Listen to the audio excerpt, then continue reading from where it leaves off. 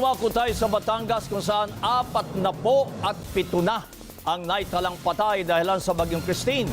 18 sa mga nasawi ay mula sa bayan ng Talisay matapos matabunan sa pagbuo ng lupa sa gilid ng kabundukan. Natabunan ang 12 bahay. 12 sa mga nahukay na bangkay, mga bata. Kasama sa unang nahukay ang kinakasama ni Reynaldo at ang 5 nilang anak na edad 7, 5, 4, 2 at 2 buwang gulang. Hindi ngayon malaman ni Reynaldo kung papaano mamumuhay na mag-isa. Ang pinakakayamanan ko sa buhay na wala. Ngayon bukod tangi pinapasa Diyos ko na lang ang lahat. Kung ano man ang kahinat ng buhay ko, sa aking mga pamilya ko na lang ilalala. Hirap ding tanggapin ni Saldi ang pagkawala ng kanyang mga mahal sa buhay. Matagal na kasi sila dyan, ngayon lang nangyari. Wala na akong makikita, pamangking kapatid. Hindi na may ibabalik. Masakit talaga. 4 pa ang nawawala kabilang ang 11 taong gulang na anak ni Marlon. Tumutulong na siya sa paghukay sa pag-asang makikita pang buhay ang anak. Sobrang sakit po talaga.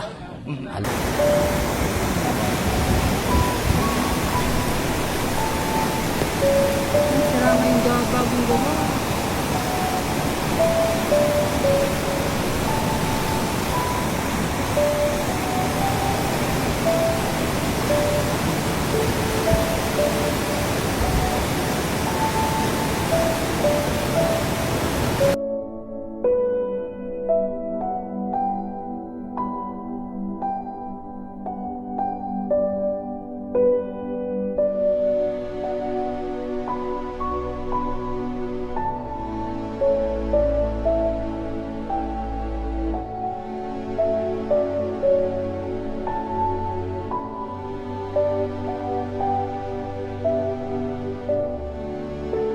Tricycle!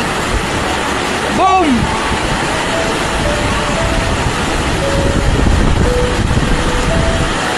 Oh, tricycle, dala-dala.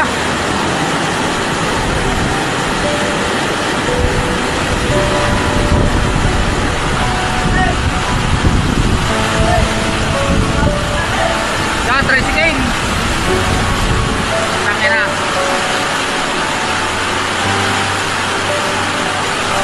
Yon, drum! Tundong! Yon, ang kotse. Lalamunin na rin. Patay. Boom. Nangyayari na.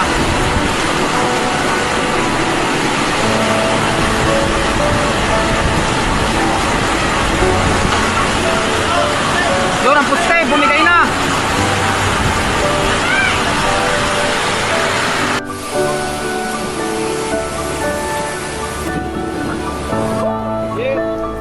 Grabe. Grabe oh. Pangit na ako dito. Dito to.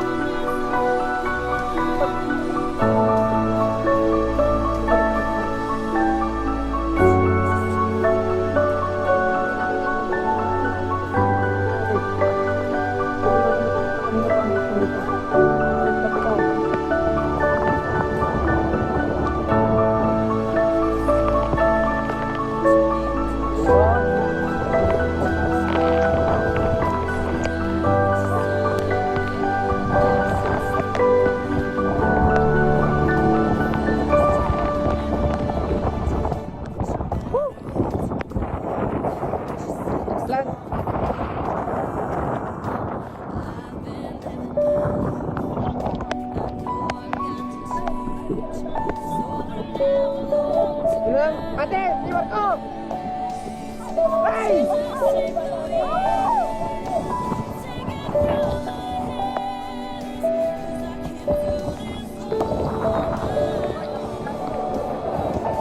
Sige, pag-kapitan. Alis na kami.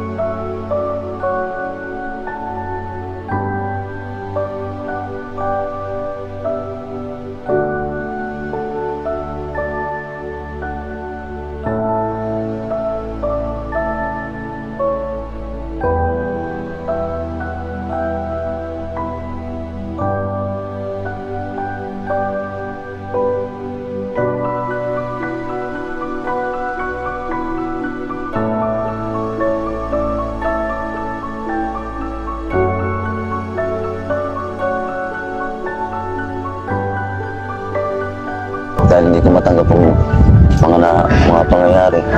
Kahit pilit ko mga pikit ang aking mga mata, masakit pa rin ang nangyari sa akin. Dahil kapag naaalala ko kung ano nangyari sa ating pamilya, talagang napakasakit. Kaya kailangan ko muna lisanin ang lugar na ito dahil hindi ko matanggap